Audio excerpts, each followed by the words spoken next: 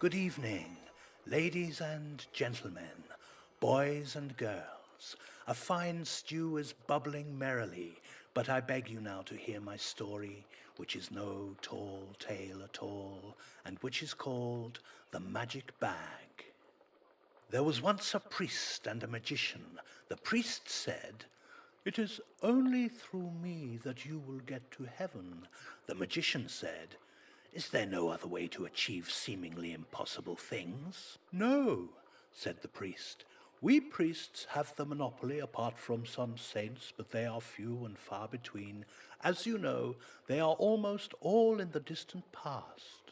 Now the magician had a magical bag, and it could swallow anything its owner wanted. The priest did not know that, but he was new in those parts, so that explained his confident manner. The magician said, "If you have all the power, then you will not mind if I say to this bag, 'Swallow the priest.'"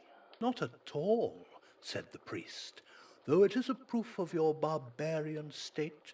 May your soul be saved." The magician took up his bag and said to it, "Swallow the priest." The bag drew the priest into itself, and he was never seen again.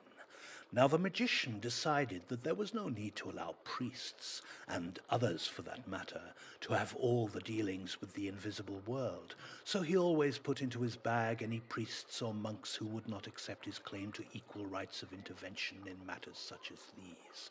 In the end, most of the priests concentrated on exhorting people to do good, while the magician used his bag to swallow people and things which were bad.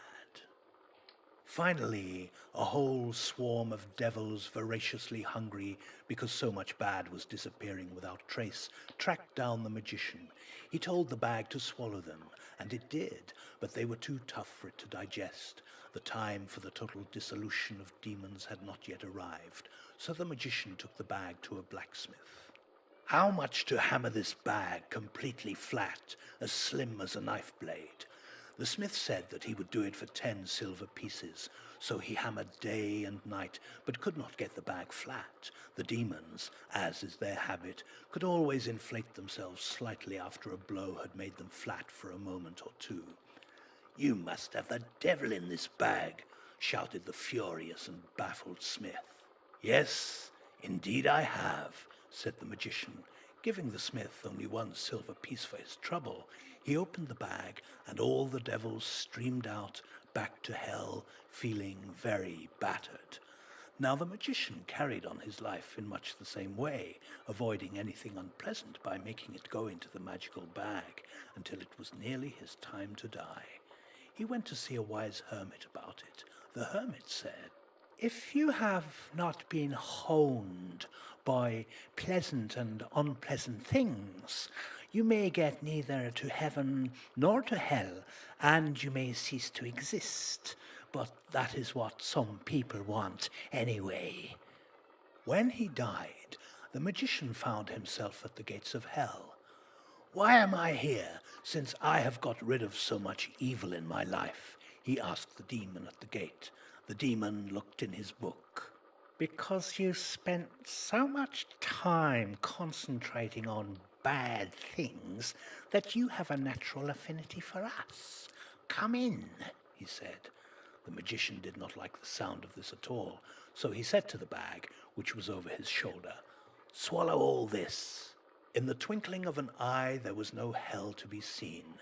The magician made his way to heaven. At the gate he was stopped. "I have to come in," he said.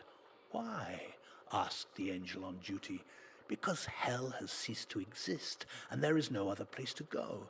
I can get heaven into this bag in a twinkling of an eye, and you too if you don't let me in." And that, they say, is how he got into heaven. But there are some who say that the places he visited were not heaven or hell at all. But you just decide, as I have given you all the help you need, and it's nearly time for me to jump into my magic bag.